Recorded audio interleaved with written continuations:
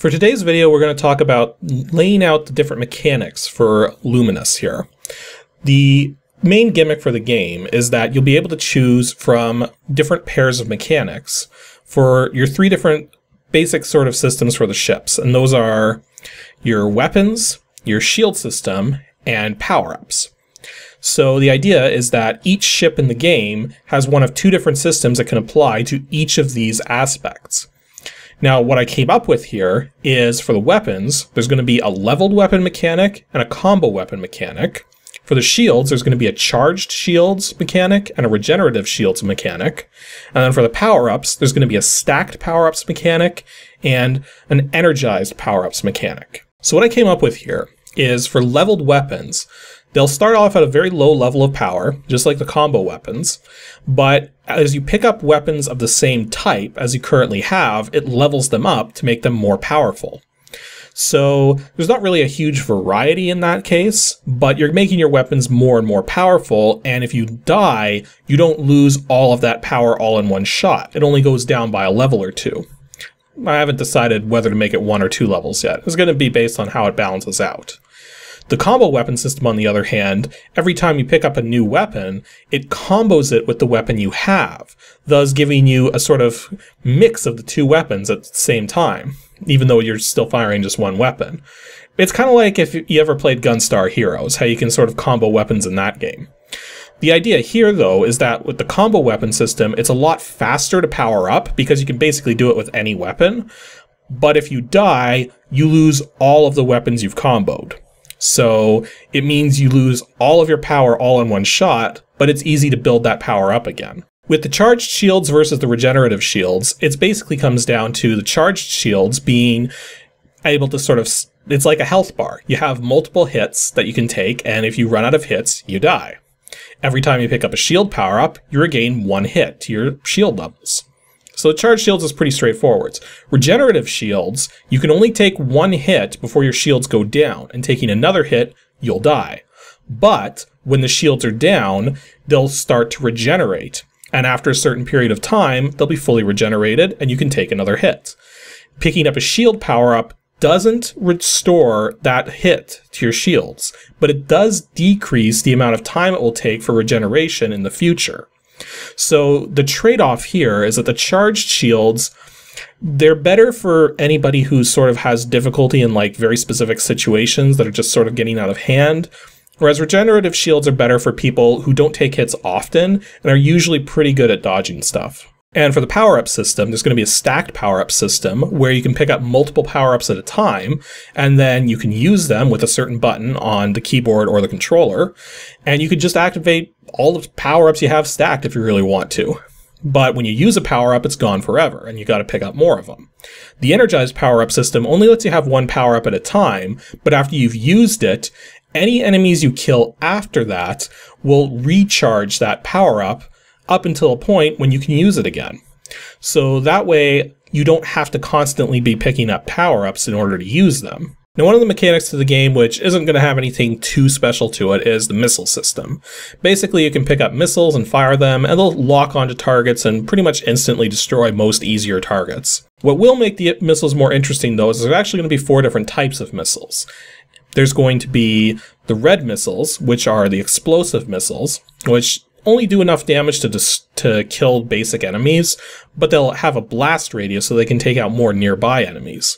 There's going to be the blue seeker missiles, which home in really well and do extra damage, thus they're better for the tougher enemies. There's green splitter missiles, which actually fire as 6 micro missiles that each do just small amounts of damage, but are good for spreading damage all over the place, especially when you start firing multiple of them at a time. And then there's yellow velocity missiles, which are basically really powerful, really fast, but they don't have a blast radius, so they can only take out 1 target at a time, really. Now, coming up with the weapons for this game was tricky.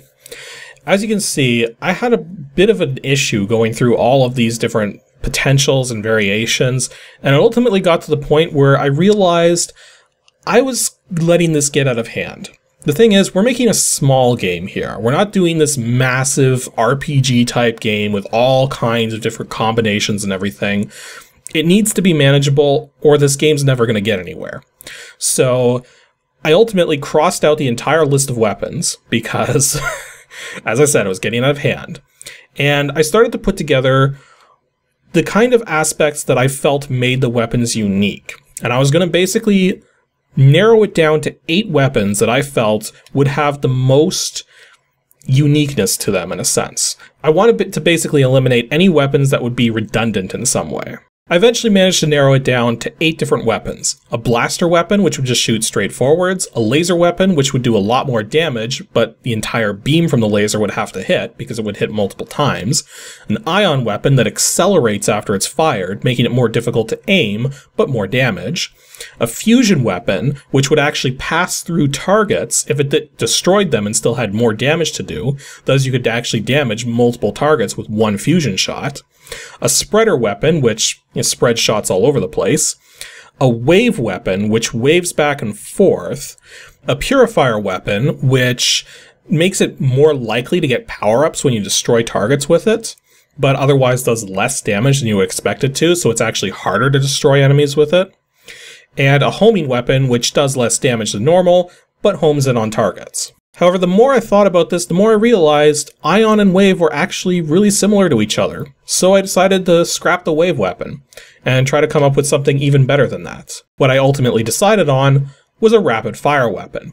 That way you could actually affect the rapidity of weapons more easily. However, while I was laying out the stats for the weapons to try and make sure that I had the leveled weapon mechanic balanced with the combo weapon mechanic, I ran into an interesting conundrum here when I tried to use my math to figure out how much damage per second a blaster plus laser weapon would combo, and it turned out to be more than double the damage of just having a level 3 blaster or 2 blasters together, so clearly I was doing something wrong.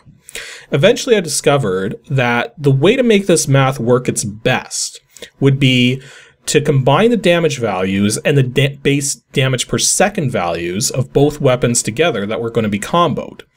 In doing this, you can actually divide the damage per second by the damage and figure out the rapidity that makes sense. So with this in mind, I was able to figure out that a blaster plus laser shouldn't be 2.5 rapidity because that's too much damage per second. Ultimately, I figured it out to such a way so that every level 1 weapon would match up to a single weapon in a combo set. A level 3 weapon would be the equivalent in damage to 2 weapons in a combo set.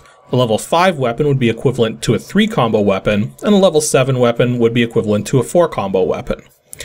So this way, no matter which weapon system you pick, you're going to eventually end up with the same sort of damage per second expectation. It's just how you get there is going to be different. And after a lot of math and figuring stuff out, I was able to come up with decent ways of doing the shot patterns and everything in order to keep the damage per second at about where I wanted it to be for leveling up and everything.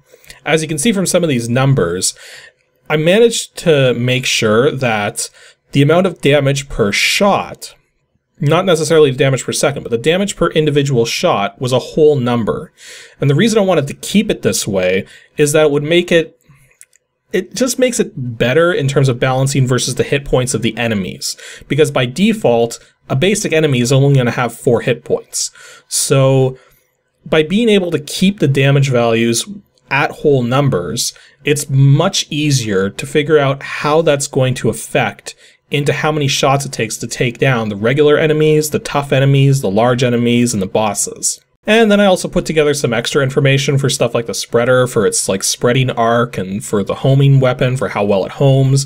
And I put together some extra notes for each of these as well, so that I know how these weapons are going to be affected in terms of combos and such. Like, for example, the fusion weapon, I made sure to make a note that the actual size of the fusion shot is based on how much damage that shot does.